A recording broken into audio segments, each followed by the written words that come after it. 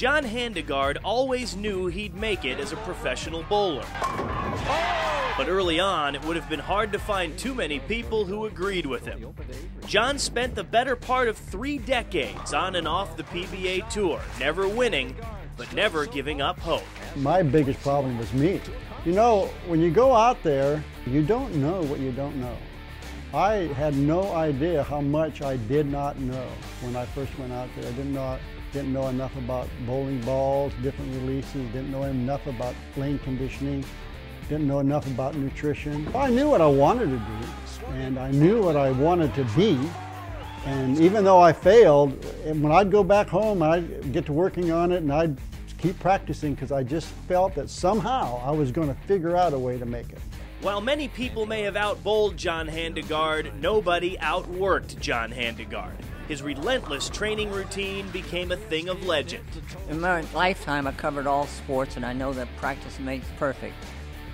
John Handegard was the greatest practicer on the senior tour. Only person who practiced more in my lifetime is Don Carter. And the practice is what made John Handegard a better and better and better bowler as a senior, and eventually got him in the Hall of Fame. When John turned 50, everything changed. He found immediate success on the senior tour. Your winner of the Greater Albany Senior Open. John would go on to win 14 senior PBA titles, the most in history. And strikes. John Handegard finishes with 246. When I got on the senior tour, of course the balls were stronger too. I had a fairly weak release, and so the balls became stronger. And I learned how to create different access points on the ball so I can create the different skid places. Get the ball far enough down the lane so it wouldn't burn up the energy. So you get 3 or 4 different releases and get all these different bowling balls. It's quite an arsenal. And then one fateful day in 1995, the moment he'd been waiting for his whole life. That's it!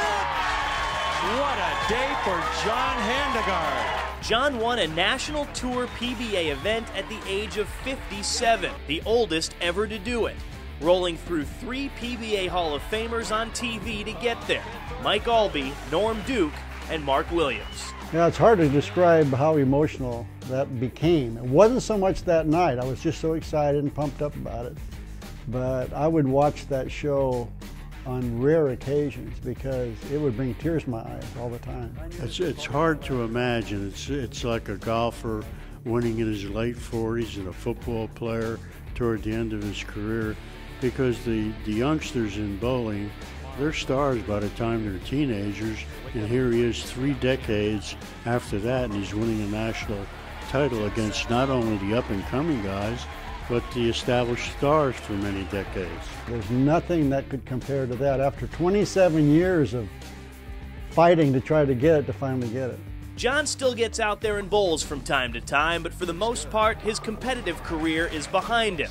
And now, as the Hall of Fame comes calling, he gets a chance to look back at an unlikely career that may have started slow, but definitely saved the best for last. I never thought about it, of course, when I was struggling, because you're so far removed from it.